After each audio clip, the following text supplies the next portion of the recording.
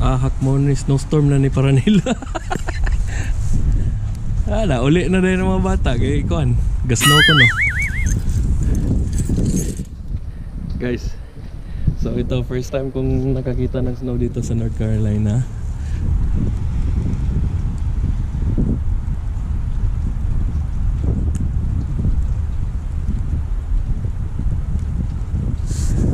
Ayan guys, ngayon nga magsusundo ako ng mga makikita nyo naman, di ba?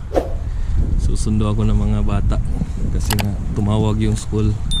Early dismissal sila ngayon dahil lang dito sa snow.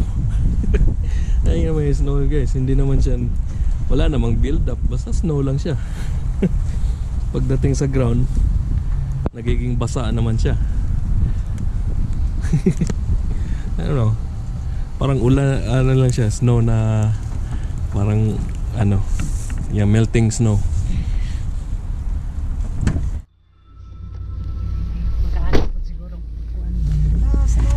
Bita, ikadisgrasya na nila. Ikaratol na nila nga snow. Huwag sila supply nga asin. Di wa sa sila kabalo nga kani dili ni ka build up nga snow. Hindi ni kakuyawan nila kay basta nice snow kasi mag-frozen ang dalan. Kani wala raman pila yung temperature 37 war kay kabot 0 pare Celsius. Okay, negative. Kana mo 32 Fahrenheit siya mo na kuyaw kay frozen ang dalan.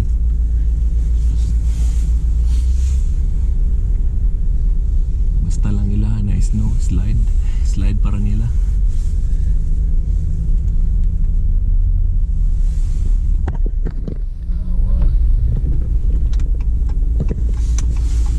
Padaghanon po ang tayo para White Christmas na rin, Carolina. Wala na, daghan kayo na discussion. Daghang mo discussion na rin. Kano sa arba batiin dalan, mauniting pakusog nila kaya murag kuan ba? Dala-dula na po nilang mga driver may boat.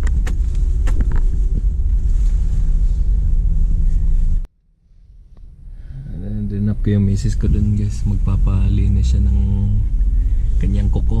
Yun, so ayun na nga guys. Medyo napaaga yung snow nila dito. Konting snow. Kasi nung last year, actually this year yun, pero last winter, yung isang winter na nung January 2025, nagkaroon ng snow dito. Medyo marami, nag-build up ng konti sa kalsada at nag-cause din ng maraming disgrasya. Ayun, yun, hindi talaga nagkaroon ng pasok nun kasi yun nga, hindi nga talaga sila handa dito sa ano sa mga ganito sa snow kasi wala silang kagamitan, wala silang mga equipment na panlinis ng kalsada. Walang actually yung panglinis ng kalsada, yung mga truck may ano na rin, naglalagay na rin yun ng asin pangtunaw ng snow sa kalsada, which is wala sila nun. Kaya pag may bumagsak na snow at may weather may weather advisory na magkakaroon ng snow, nagde-decide na kagad sila, walang pasukan. Ayan, sa mga magtatrabaho, pinag-iingat nila. Which is ito guys, wala naman talaga to guys. Kung tutuusin to guys, kung dun sa nung doon pa kami sa Canada, wala talaga to. Ayun naman no. Pagbagsak pagbagsak niyan sa ground, ayan, nagiging basa lang siya. Ayan no. Yan ngayon, tarantang. Ngayon tumawag sa akin yung school mga 11:55 in the morning na magdi-dismissal daw yung mga elementary school ng 12:30. Tapos sa middle school 1 o'clock. Ngayon 12, ano na ba ngayon? Oras na 12:26 pala. 12:26. Ngayon sa 12:30 dismissal ng mga elementary at alaon 1 PM yung sa middle school. Yan.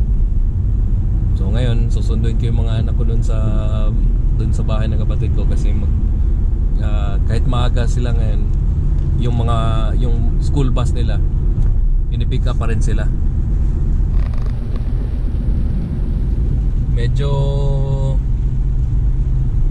Medyo malaki yung ano ng snow. Yung ano ba tawag nito? Medyo malaki yung ano niya, yung bagsak niya, yung grano ng snow. Yan, makikita niyo naman siguro. Haha. Yan guys, natatakot na sila dito sa ganitong ay nako. Matatakot ka dito kung aabot ng hanggang ano yan, kahit aabot lang ng ano yan, aabot ng kahit isang talampakan na ano na snow. Matatakot ka talaga lalo na kung walang gamit dito na panglinis. Yan, dyan ka matatakot. Sa Canada kahit abot ng isang talampakan, kahit hanggang tuhod pa yan, hindi sila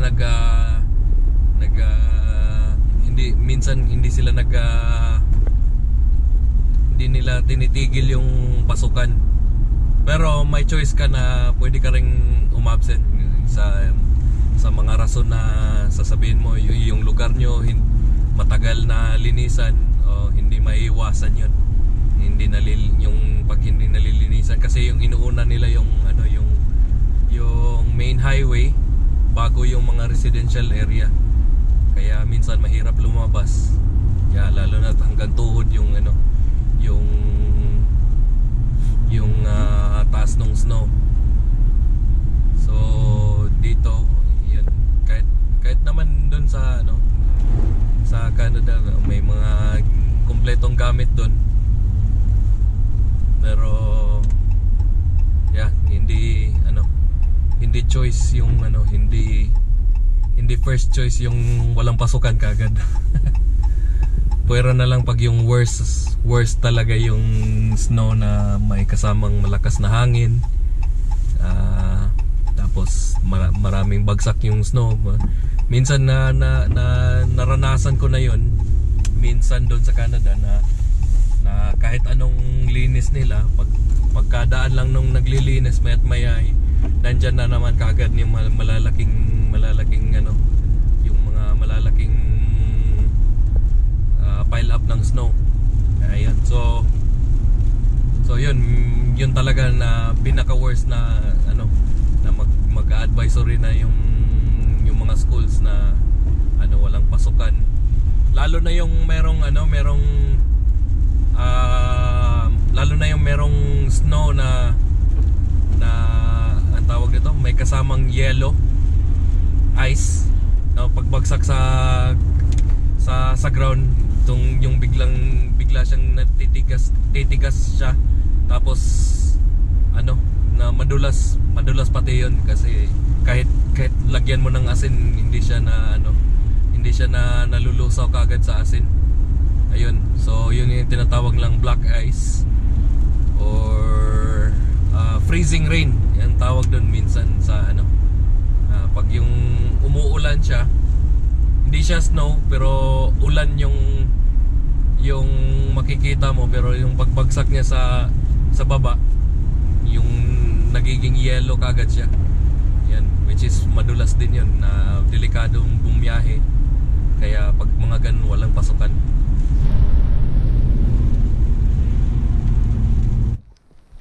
Ayan guys, dito ako sa place ng kuya ko. Yan, dito ako magsusundo ng mga bata. Yan, dyan lang yung bus stop, yung school bus. Yan, mukhang mukhang halos wala na. Mukhang may halong ulan na lang din yung yung bumabagsak. Yan. Yan, maghihintay na lang ako ng mga bata dito ngayon.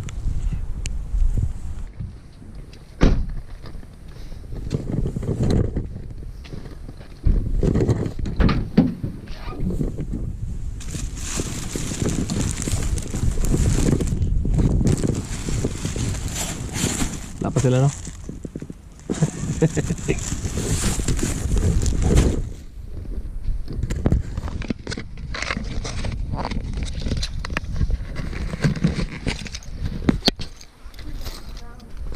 Tugnaw yun. Basa kayong tugnaw. Aga online nga? Yeah. Makabit-bit ka? Ako dati sa Canada. Ano sa Canada? Oo, tanan. Di, mubalhin ko diri kanira akong balon. Pisyo.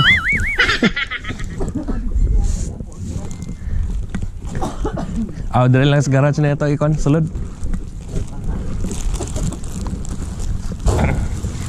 Delivery! Package drop box. Saba man. Saba nun. Saba.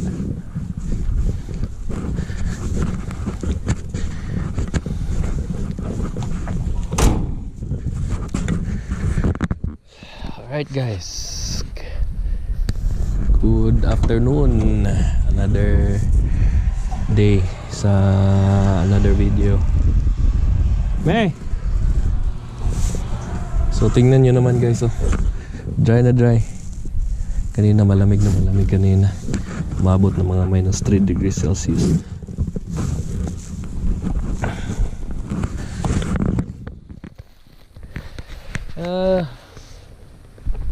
Basically, yeah, weather update lang guys.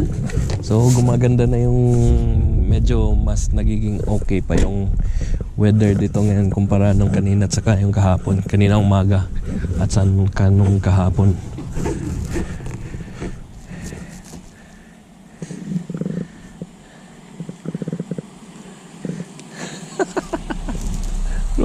Tulog.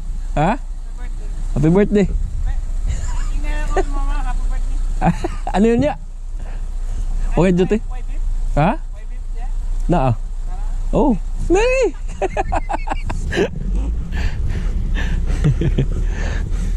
Sling kapitbahay ng kapatid ko, si Ian. Yeah. So, yeah, weather update lang guys. So, yun nga. Now is better than yesterday. Yeah, so medyo okay na yung temperature. Malamig pero medyo mas okay siya kaysa nung kaninang umaga at saka nung kahapon. So ngayon, today is my mom's birthday. So marami kaming pinamili. Medyo may konting salo-salo lang.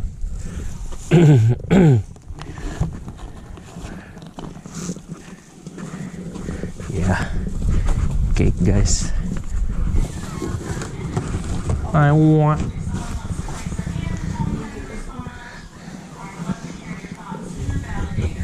Kaya yun sa mga ni? Ang katong na yung mga kwan, tunaw ka na yun sa ni? Akong tambal. Oh. Kagig ilahin. Alright guys, so maghihintay na. Ngayon pala ay December 9. Yung kahapon na isang part ng video is December 8, Monday. Yeah, so ito lang guys, weather update lang for today. Lagi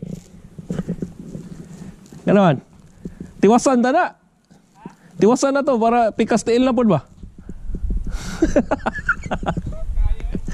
Sakit gyapon? Ako gikan ka nag doctor appointment?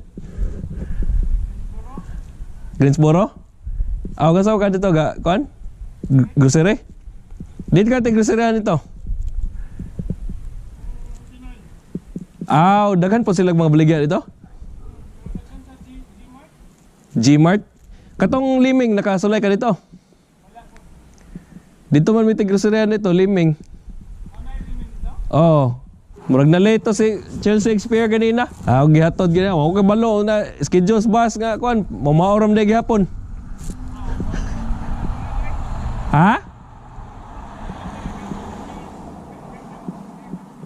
Oh. Wa ko update sa ko ganiya.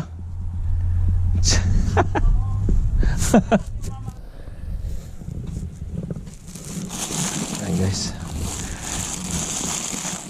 Yeah, mga groceries pinambili ng mom ko sa kanila.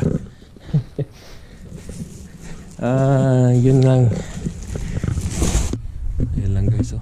Kanina nagsimula yung mga bata na pumunta ng school. Instead of 8 AM yung pasukan nila, ginawang 10 AM dahil medyo freezing pa kaninang umaga. Natatakutan ng school is yung freezing, yung black ice dun sa kalsada. Tulad yung nandyan, oh. Yun din sa unahan sa corner. Makita nyo yan sa corner, yung tubig na yan. Kanina yan, frozen tubig.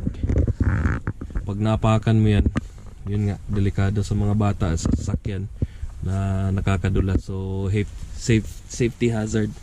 So kanina nagsimula yung pasukan nila kanina 10 AM. Pero hindi na sila nagbus. Hinatid ko na sila kanina isa-isa sa school. And yeah, dahil nga sa sobrang lamig, possible of black ice. So yun, safety hazard. So ngayon dito na maghihintay ako sa kanila dito ngayon is mamaya na sila pauwi, magbabas. So alright, hanggang dito na lang.